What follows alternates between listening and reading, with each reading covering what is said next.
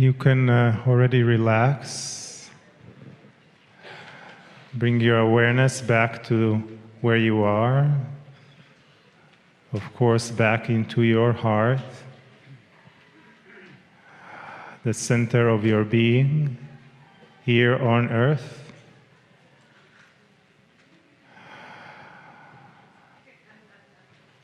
Bring your focus, your attention, your beingness, radiating from your heart.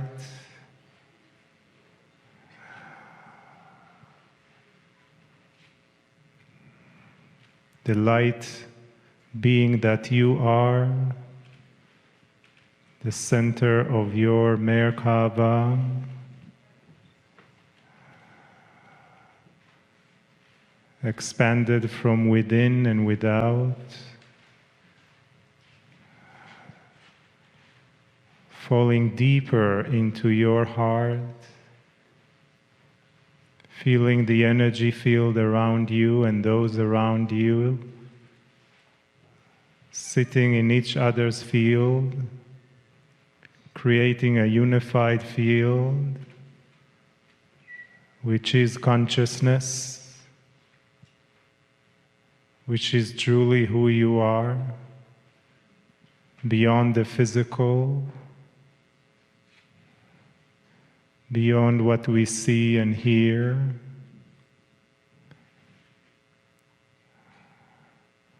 Enter more into that space now.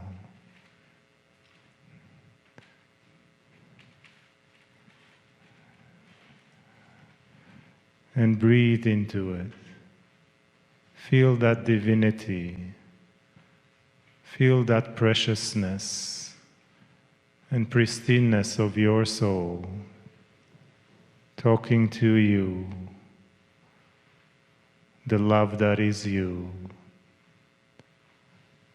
the love that is always with you, the angel that sits within you, the timelessness of who you are, the ageless being,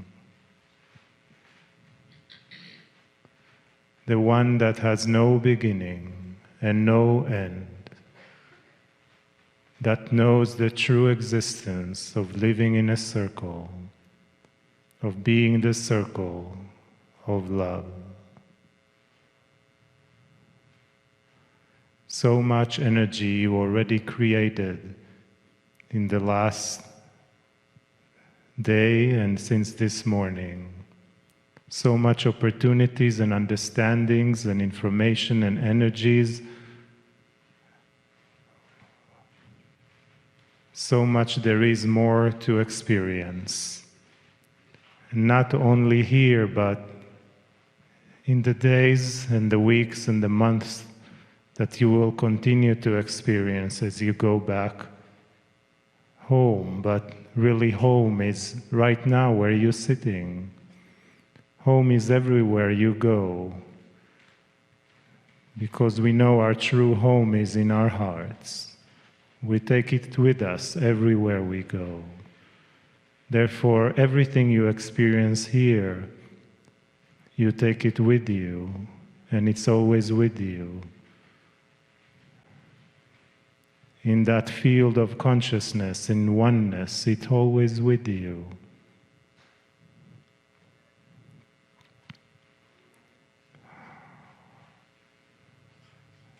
And sometimes just a gentle breath, a conscious attention to our heart and our breath is all we need to bring us back into that experience, into that moment, into that beingness, into the love that we are. For all these teachings, there are so many aspects and so much information sometimes, and we try to grasp at them and remember them. And we do. But really what we are trying to tell you is to feel deeper into your heart, and it will come to you when you most need it. through intuition, through the whispers from the pineal, connected to your heart, in the triage of your heart, pineal, and brain, practicing more that spiritual multidimensional muscle in the vastness of your love that is multidimensional. Love is a multidimensional energy that we are just beginning to learn how to use it even more in our lives. So remind yourself even more to love yourself even more.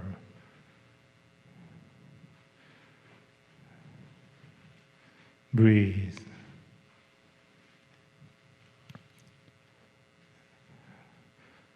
And remember that you are dearly, dearly loved. Dearly loved. There is not a moment since you entered your life into this earth and the moment you will exit it that you are not loved beyond love. Spirit loves us so much, we cannot even comprehend how much. The closest we know of is of a mother that loves her baby born. The mother's love. Can you give that love a glimpse into it and feel it for yourself right now? Mothers here knows it well. Let that love, that motherly love, enter more into your hearts and from your hearts.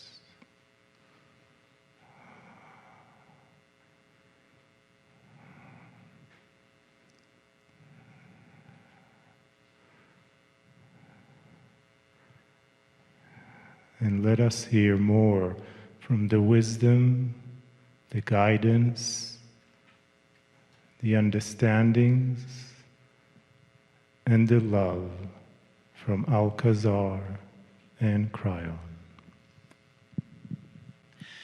Beloved ones, we greet thee, 'tis Alcazar. Change is happening. You can resist it, you can ignore it, or you can flow with it. But beloved ones, change is happening. You have come here for many different reasons. But being here in this space, in these energies, is a wondrous opportunity. An opportunity to understand with your mind, but then with this understanding to allow the energetics that are occurring here to assist you in flowing with the change. You have been programmed by your societies, your schools, your various religions not to change, to be a certain way, to be polite, to believe this and to believe that. You have been programmed, and that program is there running within you. And you have heard from the various people speaking from this stage how they have initially resisted the flow that was wanting to happen. It is, in a sense, natural because of your conditioning. But, beloved ones, can you see what is happening? Can you see what is happening in your own life? You have been brought here. You are experiencing something that is very new. Some science is shared, just a little, just to assist the mind in accepting change is happening. And this is how, and this is why. But beloveds, it is far more than your science understands right now. Humanity is on a path of acceleration. Perhaps you are beginning to realize this. So, how to flow with these energies? How to move beyond resistance and stagnation? How to consciously tune in to these energetics and flow with them? One simple way is to ask yourself, what do I need to allow to change within me to stay in the flow of existence? What is it that I am aware of right now that I can invite to change? And there are few things that are very common that perhaps all of you have right now. One of them is judgment.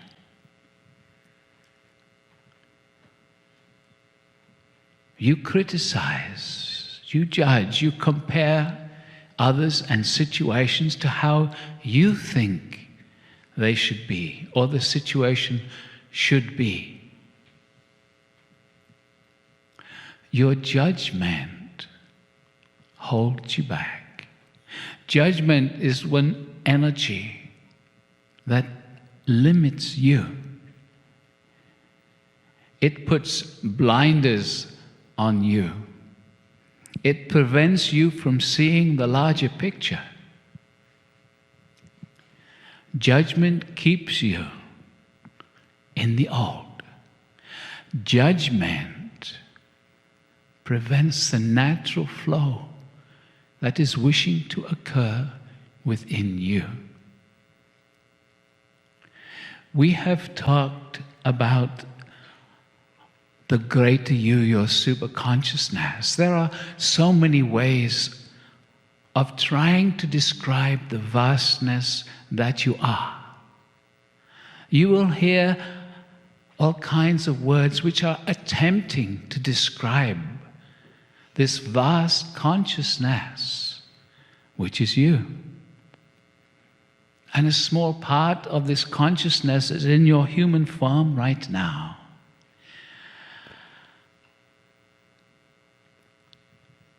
If you wish to flow with these changes, allow your intuition to guide you. Listen, feel, sense your intuition.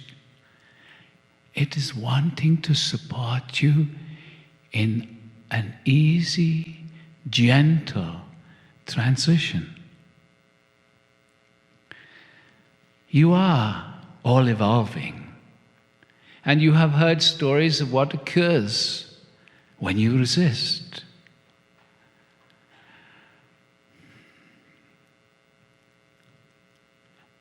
Can you choose to love yourself? Can you choose to bring more self-appreciation, self-gratitude for who you are and where you have already come to? Can you love yourself? Can you love this body of yours? Can you bring love to yourself?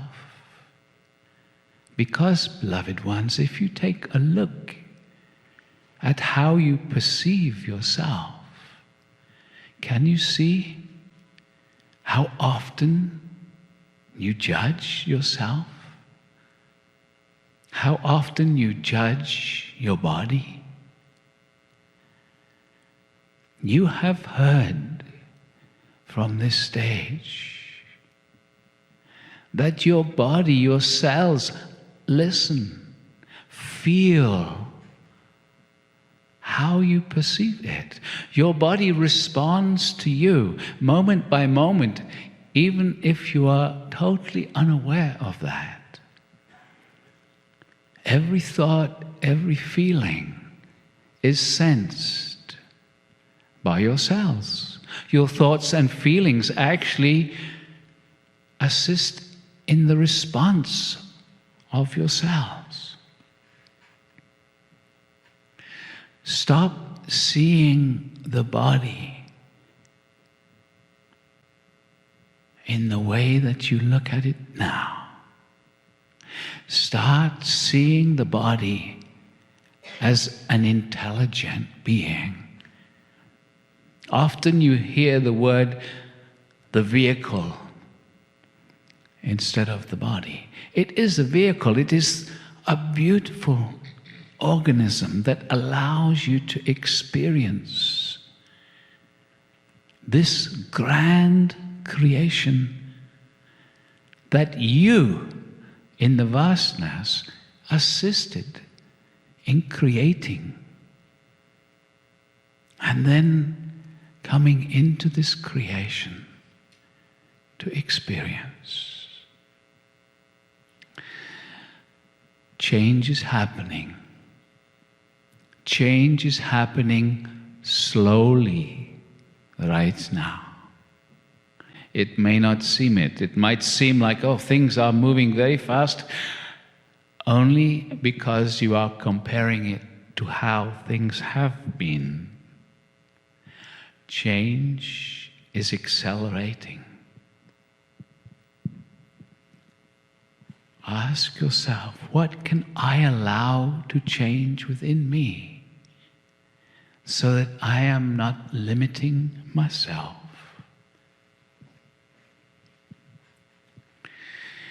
You have heard many times that there are unseen guides.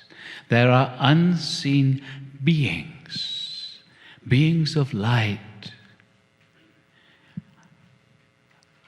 beings of a higher consciousness who are available every moment to assist in this personal and global evolution. They are here now. So we are going to ask you, close your eyes. Just close the eyes. Feel your own presence in your body. Feel your own energy right now. Can you feel that subtle vibration inside?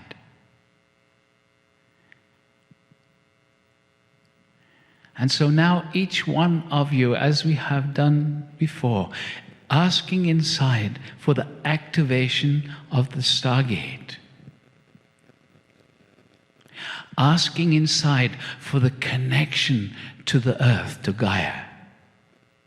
Asking inside for all these beings whom we have talked about, who are here present, unseen. Ask them, invite them now to bring more of their energy into the room in a way that you can sense it. And just feel, just notice the energy changing around you as they respond to you just because you asked. Ask for more.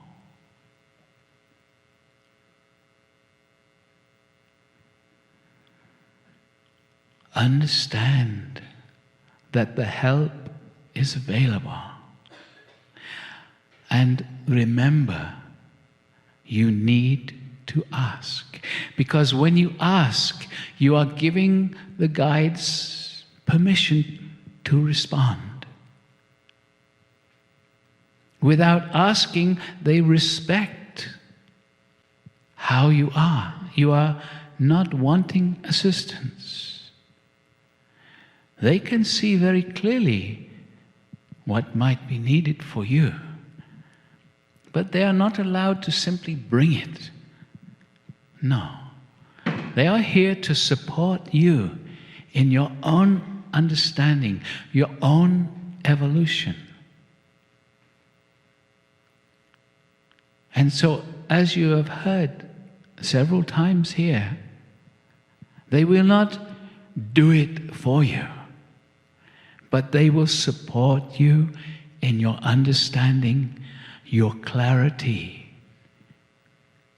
And when you say, yes, I am ready, the magic starts to happen. The magic is not the guides doing it for you.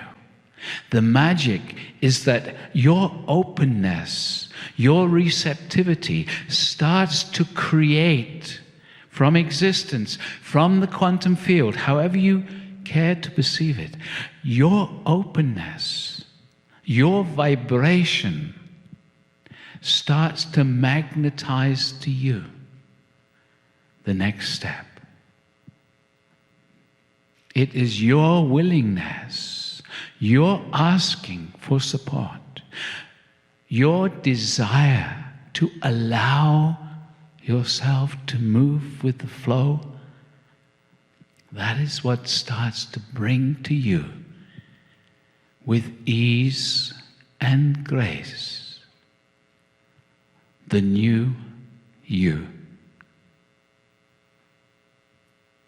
The expanded you. The greater self coming into the body. A higher consciousness evolving within you. Your higher consciousness being able to be here, to be creative, to start creating abundance on all levels.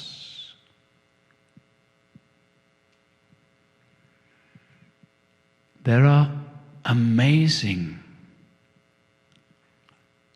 absolutely incredible potential,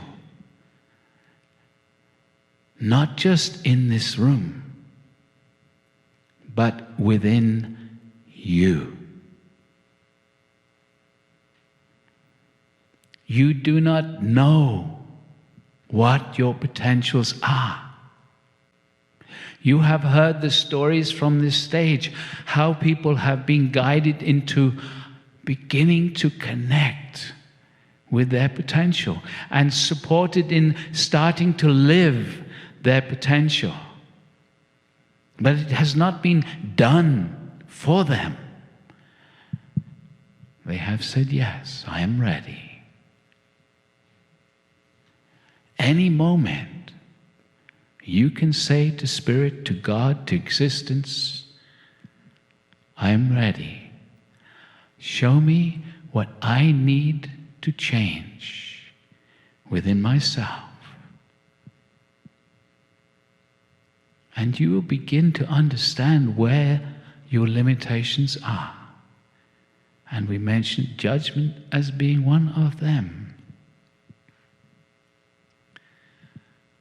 Love is the answer. There are two main energetics, fear and love. When you are holding yourself back, when you are repressing your thoughts, your feelings, your words, somewhere there is fear. When you notice these limitations, when you notice when the fear is there, bring love.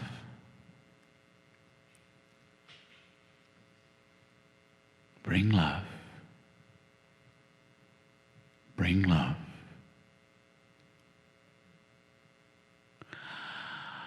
And so, beloved ones, we are all here, unseen, with you.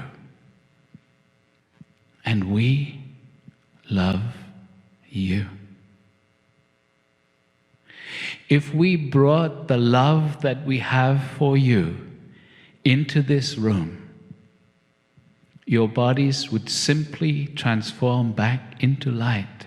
We cannot bring the love that we feel for you into this reality, but we can give you a small taste. And so just bring your awareness to the energies in the room right now. Feel yourself very present and relax, because now we send you a taste of our love. Just feel it coming to you now. We love you. We love you. We love you. Allow this little taste of this multi-dimensional love, the love of Spirit,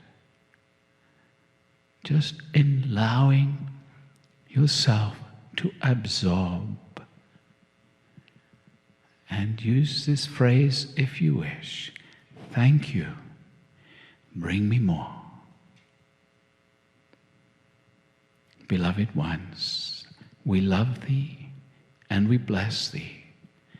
We honor each and every one of you. We know who you are. But what is even more wondrous is that we know who you are becoming.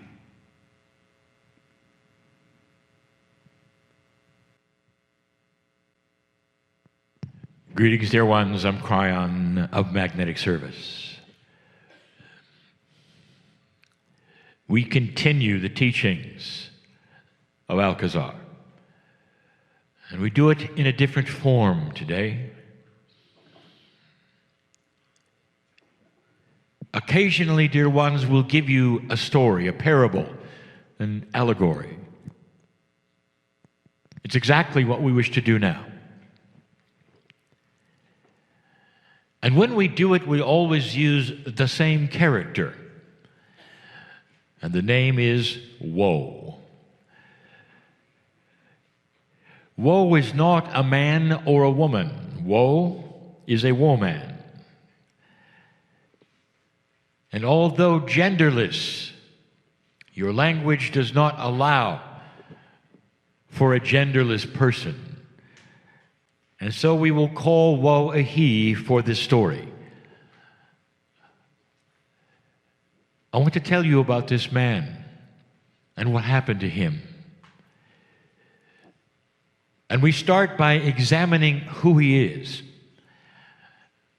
Woe is a man who lives in a small town, not as small as the one you're in. He had at least 4 stoplights.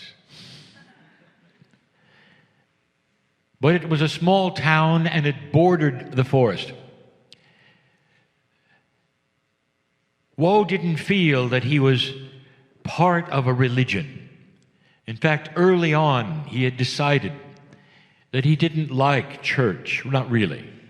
He felt the love and he knew of the integrity of so many of those who would attend, but it just wasn't for him. What was for him was nature. Woe was connected spiritually to the earth. And when others on Sunday went out to worship, Woe would go for a walk. And he realized the sacredness of the valleys and the lakes, of the streams, the animals, the trees, the atmosphere. And this was part of his scenario of worship. He felt that he could feel the land talking to him when he went out. And this is Woe. And so now the stage is set to tell you what happened to this man in this story. So many of you have had vivid dreams or perhaps borderline vision. And this is what happened to Woe. For when he was at night fast asleep, he had something that could only be called a vision.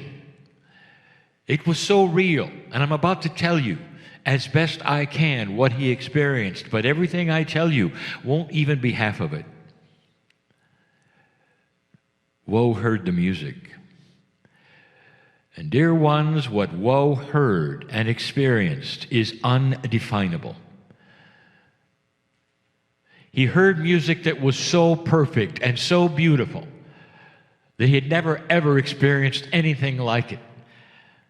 The pitches and the sonorities were perfect and beautiful. And you'll say, what kind of music was it? And it is not definable. It was not classical. It was not popular. It just was. And it contained all of the instruments that he ever knew about, played perfectly and in sequence. And the melodies that he was hearing were heroic and romantic all at the same time. He couldn't believe it. It was almost as though Woe were in black and white, and suddenly he was hearing color. And in that, it was so amazing that Woe basked in this vision. He couldn't even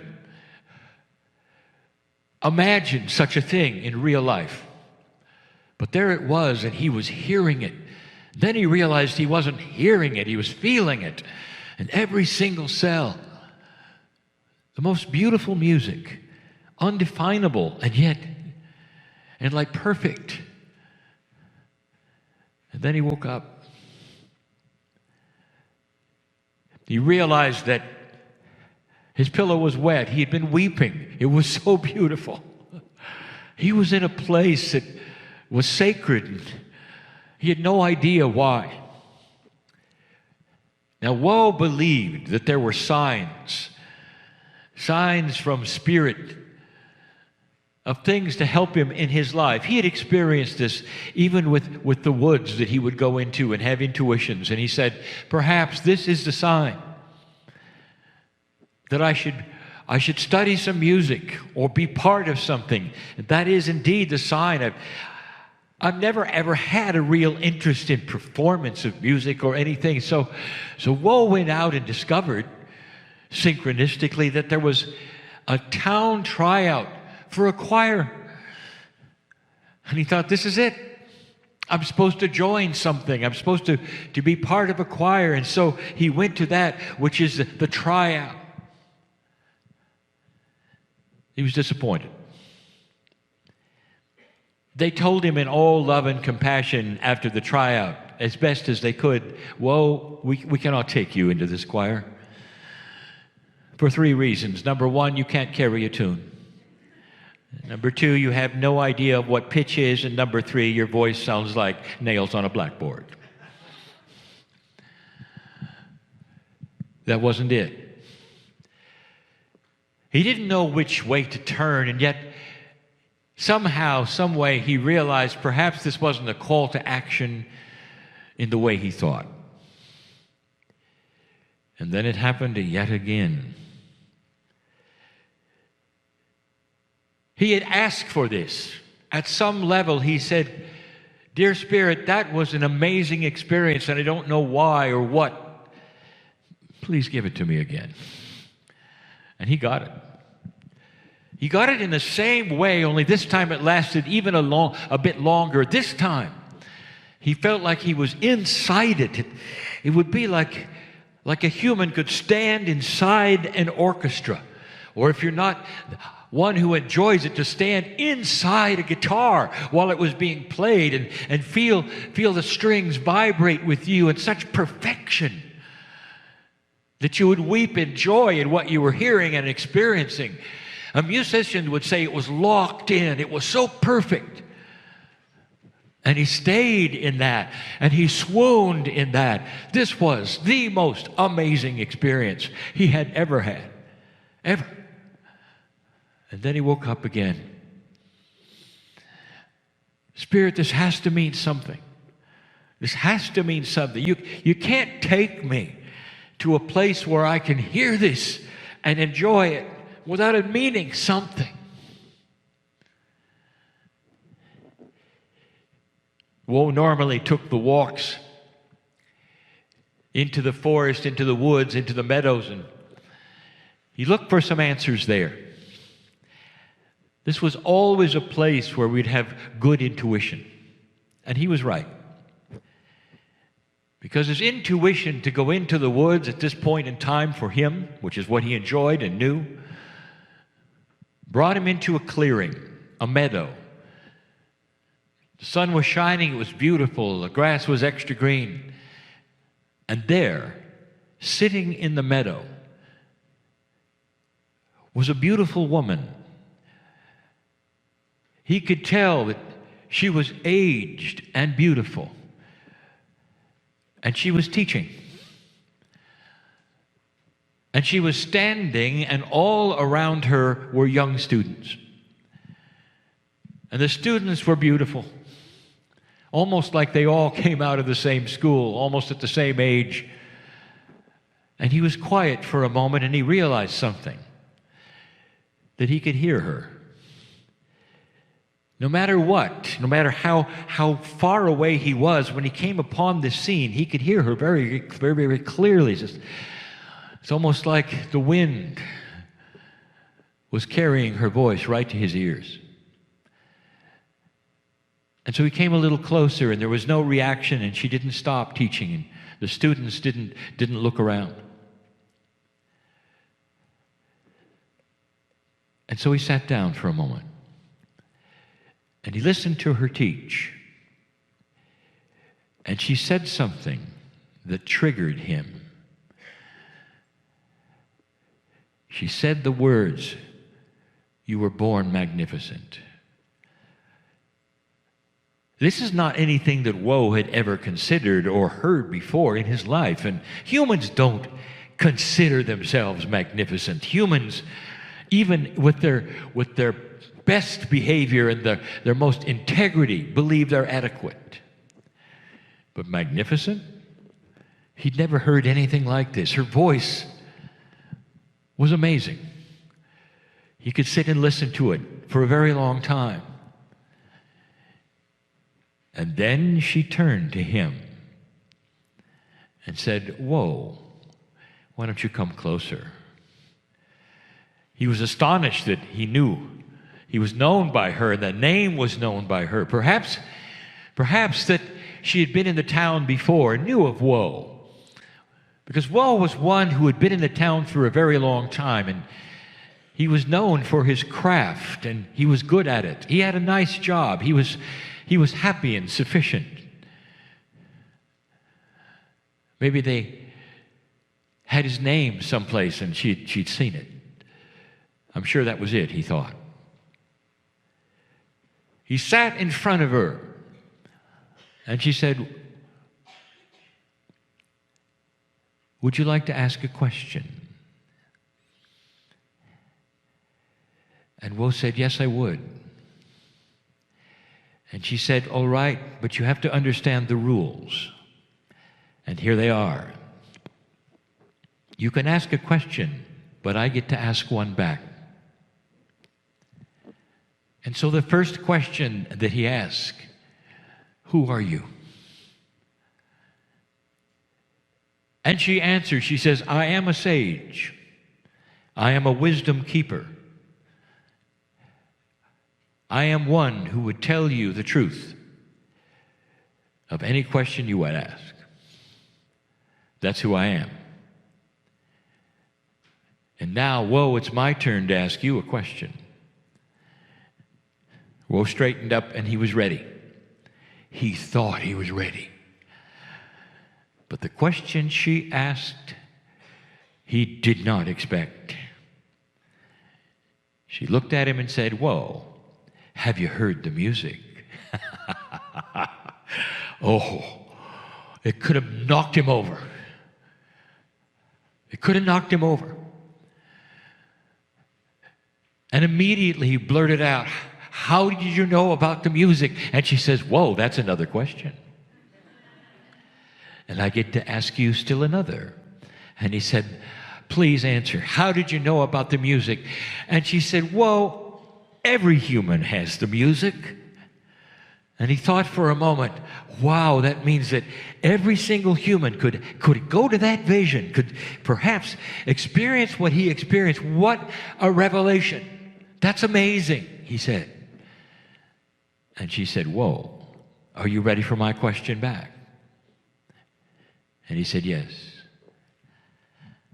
And she said, "Whoa, what is your statement?"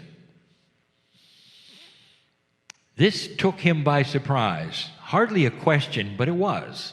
In question form, she was asking for a statement. What is your statement? Sages are known for being patient, and she was. And there was a great amount of time that passed between her question and finally his answer. Well, he ran through scenarios of integrity, of really what perhaps his statement would be. What is a statement in this particular moment in front of a sage who was giving him information about things he had never heard or knew? He knew he was in front of something old and wise, and she was giving him a chance, and there was a great deal of time. The students said nothing. They never did. They were simply quiet and there at her feet. And finally he got it, what she might have been asking for, and then he knew. And Woe stood up, and he said, "My statement, dear sage, is this: I want more." And she smiled and said, "And so it will be. Please come back, and I'll teach you more." Woe went home and was elated. Through synchronicity and intuition, he had actually met somebody who could teach. And the teaching, "I am magnificent, I was born magnificent," rang in his ears. And that night, it happened again. This time, he could see other things in the music. He saw those who were around him, like the music was happening, perhaps even at work or in the street. And in that, he saw the reaction of other human beings, and they stopped. Cold, they stopped. Everything froze, but they didn't look or even turn toward the music, like they weren't really hearing it. But somehow they reacted, they stopped. And there it was again. Music that was somehow romantic and heroic and went somewhere, as they say in music, and the sonorities is defined as the grouping of sounds that created such a feeling that again he wept. This was beautiful. This defined everything that he ever could ask for in the way of beauty. Think of that. Think of yourself, dear ones, in a position where suddenly you were presented with an otherworldly sound that was so perfect and beautiful, you reacted to it, but you couldn't identify it, but it was so beautiful. All you wanted to do was sustain it and have more and more and more. And then it ended. Woe went back. He went back to the sage. And there she was teaching yet again. And he walked in, and she started telling him more things. More things. And so he was taught a little more and a little more. And finally, he asked the question, yet again, "Tell me about the music." And she said these words to him, "Whoa, most humans don't understand. They're like an onion that needs to be peeled, and the things that peel away are the things they were told that are not exactly correct. And as they peel those things, they reveal more than they knew. They peel away things that they were told by others. They peel away old habits. They peel away fears. Until finally they come to a place where there is the core human being. And when they get there, they discover something. They are the music. Woe, what is your statement? And Woe said, I want more. I want more. And this is how it went with Woe. That he came back to the town he lived, in the village he was in, and he realized he was the music. How can that be?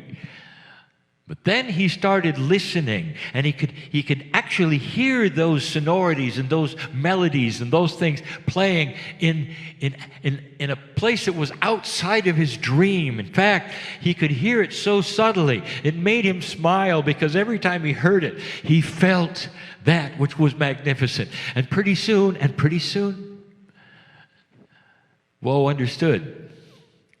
He really did stand inside the guitar. He really did stand inside the orchestra. And he was the music, and he was broadcasting it everywhere he went. And there were some that heard it and some that did not, but all stopped. And they realized Woe had changed. There was a magnificence in him. And wherever he walked, they knew that there was something sacred, beautiful, compassionate in this man. He was different. And pretty soon, some were sitting at his feet, where he started then teaching. What does it mean to know the planet? What does it mean to become magnificent? What does it mean to be one with everything? What does it mean to be bigger than you are? Woe went back to the field for one more meeting with the sage. Just one more meeting. And when he went over the hill into the field that used to be barren, he saw not barren grass where she was teaching, but instead a giant tree was there. And around the tree were beautiful flowers. And Woe realized what had happened. That even the sage was a vision. And what he did next, I want you to remember, because he wandered right into the field where he always sat, and he sat in front of the tree. And he stated to the tree, I want more. And he could hear the rustling of the leaves and the wind as though it answered him. And Woe sat there being taught by Gaia. We leave Woe here. And I don't have to tell you what this means. That all of you have that onion to peel. And as you do, and the fears come away, and the perceptions that perhaps are not correct come away, and integrity starts to emerge, and you start understanding who you are more and more. You see the light, and you are magnificent. And you understand that magnificence is that image of love of the Creator which you carry with you. And that's why, for some of you in this audience sitting here, have actually had those who are willing to sit at your feet, because you have become the music for them. This is the story for today. It's more than a story, dear ones. It can change your life. And so it is.